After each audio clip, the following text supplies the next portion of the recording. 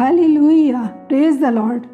परमेश्वर कहते हैं, निश्चय मेरे ही हाथ ने पृथ्वी की नींव डाली और मेरे ही दाहिने हाथ ने आकाश फैलाया। जब मैं उनको बुलाता हूँ वे एक साथ उपस्थित हो जाते हैं। आकाश मंडल यहोवा के वचन से और उसके सारे गण उसके मुंह की श्वास से बने, क्योंकि जब उसने कहा तब हो गया, जब उसने आज्ञा दी तब वास्तव में वैसा ही हो गया। उत्पत्ति 1 उसके पहले 4 वचन में लिखा है, आदि में परमेश्वर ने आकाश और पृथ्वी की सृष्टि की।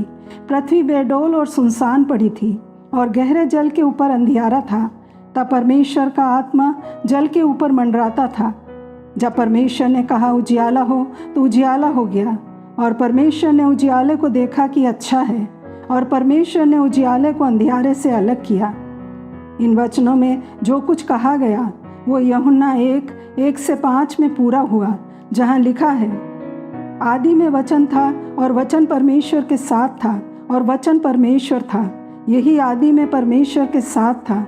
सब कुछ उसी के द्वारा उत्पन्न हुआ और जो कुछ उत्पन्न हुआ उसमें से कोई भी वस्तु उसके बिना उत्पन्न नहीं हुई। उसमें जीवन था और वह जीवन मनुष्यों की ज्योति थी। ज्योति अंधकार में चमकती है और अंधकार ने उसे ग्रहण न किया, अर्थात अंधकार उस पर जयवंत न हुआ। यूहन्ना 8:12 में यीशु ने फिर लोगों से कहा, जगत की ज्योति मैं हूँ। जो मेरे पीछे हो लेगा वह अंधकार में न चलेगा परंतु जीवन की ज्योति पाएगा। प्रभुत्व का नियम कहता है कि प्रकाश हमारे अंधकार पर शासन करेगा।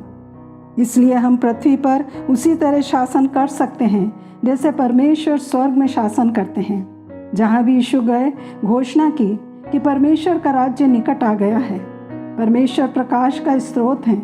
बाइबल कहती है वह प्रकाश है और उसमें कोई अंधकार नहीं है। जहाँ कहीं परमेश्वर है अंधकार वहाँ नहीं हो सकता, क्योंकि उनका प्रकाश अंधकार में चमकता है और अंधकार उसे सहन नहीं कर सकता या उसे समझ नहीं सकता। परमेश्वर का वचन बता रहा है कि जब हमारे अंदर परमेश्वर का प्रकाश होता है तो शैतान के लिए हमारे पास जो कुछ भी है उसे बलपूर्वक छीनना या हमारे जीवन के किसी भी क्षेत्र पर कब्जा करना असंभव है। अंधकार का हम पर कोई अधिकार नहीं है और जहाँ भी प्रकाश जाता है हर अच्छा और उत्तम उपहार भी जाता है। परमेश्वर ने उजियाले और अंधियारे के बीच एक स्पष्ट विभाजन रेखा बना दी है। उन्हें एक दूसरे से अलग किया, दोनों के बीच अंतर किया और सिर्फ उजाले को ही अच्छा कहा। यशाया 5:20 में लिखा है, हाय उन पर जो बुरे को भला और भले को बुरा कहते, जो अंधियारे को उजियाला और उजियाले को अंधियारा ठहराते। उजियाला और अंधकार एक साथ नहीं चलते। जो अच्छा है वो अच्छा है, उसे बुरा मत कहो। जो बुरा है वो बुरा है, उसे अच्छा मत कहो। झूठ झूठ ही है, सच सच ही है। बाइबल बताती है प्रकाश के साथ जीवन जुड़ा हुआ है, तो प्रकाश और जीवन एक दूसरे से जुड़े हुए हैं और अंधकार और मृत्यु एक दूसरे से जुड़े हैं। यशाया 9:2 में लिखा है, जो लोग अंधियारे में चल रहे थे उन्होंने बड़ा उजियाला देखा, और जो लोग अंधकार से भरे हुए मृत्यु के देश में रहते थे उन पर ज्योति चमकी। जो लोग अंधकार में रहते हैं वे मृत्यु के दायरे में रहते हैं। अगर हम अंधकार में चलेंगे तो हम मृत्यु में चलेंगे, क्योंकि अंधकार में मृत्यु है और मृत्यु जो कुछ पेश करती है वह सब भुगतना पड़ेगा। अगर हम उजियाले में चलेंगे तो हम जीवन में चलेंगे। यीशु चंगा करने वाले हैं, वे लोगों को बीमार नहीं करते। वो देने वाले हैं, लोगों को गरीब नहीं बनाते। वो उद्धार करता है, बचाने वाले हैं, लोगों को बंदी नहीं बनाते। यीशु ने विभाजन किया, एक लाइन खींच दी। यूहन्ना 10:10 में लिखा, चोर किसी और काम के लिए नहीं परंतु केवल चोरी करने और घात करने और नष्ट करने को आता है। मैं इसलिए आया कि वे जीवन पाएं और बहुतायत से पाएं। चोर उस तरफ है, मैं इस तरफ हूँ।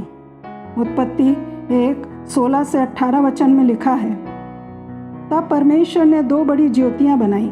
उनमें से बड़ी ज्योति को दिन पर प्रभुता करने के लिए और छोटी ज्योति को रात पर प्रभुता करने के लिए बनाया, और तारागण को भी बनाया।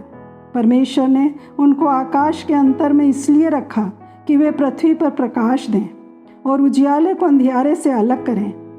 हम सब जानते हैं सूरज निकलते ही दिन हो जाता है, चंद्रमा और तारे अपने समय पर निकल आते हैं। ये भी जानते हैं rotation the earth determines the length of the day, जो हमारे 24 आवर्स हैं। पृथ्वी जो सूरज का चक्कर लगाती है उसका समय 1 साल है। परमेश्वर ने सूरज और चंद्रमा को नियत समय के अनुसार रखा है ताकि वे दिनों और वर्षों का कारण हो।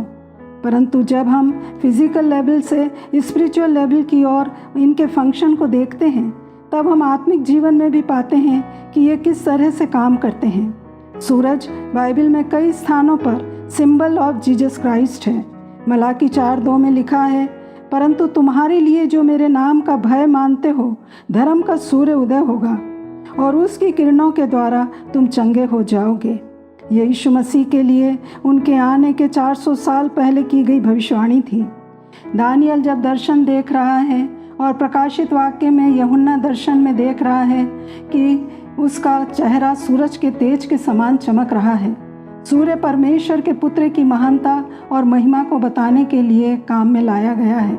यदि सूरज परमेश्वर के पुत्र की महिमा का सिंबल है, वहीं चंद्रमा परमेश्वर के लोगों के लिए और तारागण परमेश्वर के सेवकों को बताते हैं। श्रेष्ठ गीत की पुस्तक 6:10 में लिखा है, ये कौन है जिसकी शोभा भोर के तुल्य है, जो सुंदरता में चंद्रमा और निर्मलता में सूर्य और पताका फहराती हुई सेना के तुल्य भयंकर दिखाई पड़ती है। ये परमेश्वर और मनुष्य की रिलेशनशिप को बताता है। जिस तरह से सूर्य और चंद्रमा अपने कार्य करते हैं, उसी तरह परमेश्वर और उसके लोग अपने कार्य करते हैं। चंद्रमा का अपना कोई प्रकाश नहीं होता, वह केवल सूर्य की रिफ्लेक्टेड लाइट से प्रकाश देता है। उसी तरह से चर्च की अपनी कोई लाइट नहीं है, परंतु यह मसीह के संदेशों का रिफ्लेक्शन है जो परमेश्वर अपने लोगों को देते हैं। चर्च का पर्पस क्या है? हम क्यों पृथ्वी पर हैं? हमें इस संसार में क्या करना है? इसका उत्तर है reflecting the truth, the light that comes from God. यह कलीसिया का पृथ्वी पर होने का मेजर और मेन पर्पस है। यूहन्ना 9:5 में कहता है, जब तक मैं जगत में हूँ तब तक जगत की ज्योति हूँ। जैसे चंद्रमा reflects the light of the sun, वैसे ही हर युग में परमेश्वर के लोग reflect the light of the sun of God. सूरज दिन को रोशनी देता है। प्रभु यीशु का तेज उन लोगों पर भरपूरी से चमकता है जो दिन की संतान हैं, those who are the children of the day. Church का प्रकाश उनके लिए है जो अंधकार में खोए हुए हैं। परमेश्वर अपने लोगों में अपने को छिपा कर रखते हैं। यह हमें एक्लिप्सेस के मीनिंग के करीब लाता है। सूर्य ग्रहण और चंद्र ग्रहण, ये जो नेचुरल इवेंट्स हैं, हमें बहुत बड़ा पाठ सिखाते हैं। जब चंद्र ग्रहण होता है, चंद्रमा अपनी चमक खो देता है क्योंकि पृथ्वी उसके और सूरज के बीच में आ जाती है। इसी तरह से चर्च अपनी रोशनी खो देता है जब earthly values and earthly aims Yeshu Masih के चेहरे को धुंधला कर देते हैं। ये स्थिति हर समय और आज भी चर्च में दिखाई देती है। परमेश्वर के लोग ये भूल गए कि वह संसार के नहीं हैं, परंतु वे पृथ्वी पर वर्ल्डली एम्स एंड वैल्यूज़ में चल रहे हैं जो उनके चारों ओर हैं। उन्होंने अपनी रोशनी खो दी और चारों ओर अंधकार से घिर गए हैं। दूसरी ओर सूरज चमकना बंद कर देता है जब चंद्रमा पृथ्वी और सूरज के बीच में आ जाता है। जब चर्च अपने को ज़्यादा महत्वपूर्ण समझने लगता है तो सूरज की रोशनी जाती रहती है और सब कुछ अंधकार में हो जाता है। और ये बार बार होता है, हर बार होता है।